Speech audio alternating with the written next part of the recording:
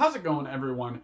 I want to get into a couple things that you're going to want to keep in mind to maximize your success and maximize your quality when it comes to cloning your genetics. Let's get right into it. If you're cloning your plants, you are obviously trying to conserve certain genetics, whether it be that you're doing a pheno hunt and you want to take a clone of a vegging plant and see what the finished product is and then make a determination from there, or you just want to have some fun and grow more plants at the same time as spending less money on seeds. Now, these are both admirable things, but what are we going to do to maximize our potential with our clones, and what are we going to do to maximize the chance of those clones living? Those are some things we need to tackle when it comes to cultivation. So the basics of the cloning. When you get into the environment aspect of things, obviously you're going to want to have high humidity, as high as possible. These plants are going to be doing a lot of their absorbing of water through their leaves and through their, well, I guess through their stems, but mostly through their leaves. These plants are going to do most of their water absorption through their leaves. They're going to be perspirating a lot as they're trying to get their roots started, and that takes a lot of energy. So you're going to want it to be in the 90s, the high 80s to the 90s for the humidity. You're going to want the temperature to be relatively high, similar to your veg plants, and you're going to want to have a dome if you possibly can. I like using a clone dome. It's a lot easier to keep the humidity up for long periods of time, at the same time as being able to store that inside your veg room. When you get into the actual cloning, what are you going to do? What part of the plant are you going to take? And what's the procedure that you need to follow to make sure all of your clones are healthy? Well, if you're growing multiple plants, you're going to want to have a lot of different equipment. You're going to want to have cutting utensils for each different plant.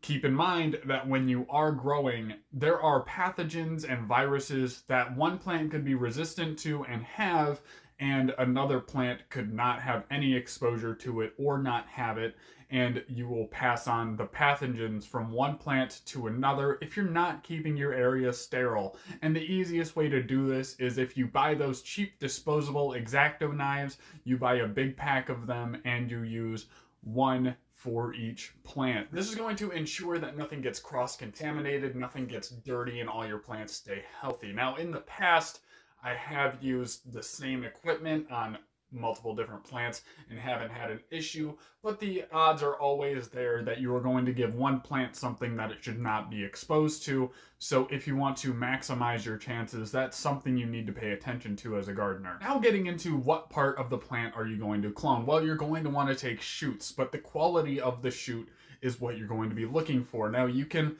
take tops if you would like to. If you would like to take this time to top your plant, you very much can do a topping. Take those top clones. They will be very healthy. They are brand new growth.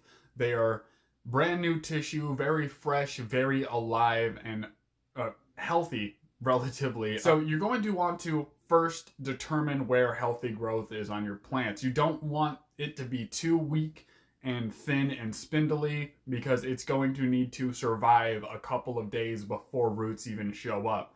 So make sure, whether you're doing a lollipopping or if you're doing a round of topping, to make sure whatever shoots you decide to clone are healthy looking and good quality. Make sure that stems are decently thick and that they look like they won't shrivel up within a 24-hour period. Something I do that I've noticed some people don't is I cut off the ends of my leaves. I cut about, half an inch off of my leaves, just so it can have a little bit more airflow inside of the leaves, make it easier to absorb the water that's in the air and keep that plant alive while it's growing its roots and starting a root system and establishing itself as a plant. You're going to want to have your mother, no matter what it is, veg, flower, you're going to want your mother to be healthy during this process. If you're not taking healthy clones, you're going to have an unhealthy plant at the start, and if it's not healthy at the start,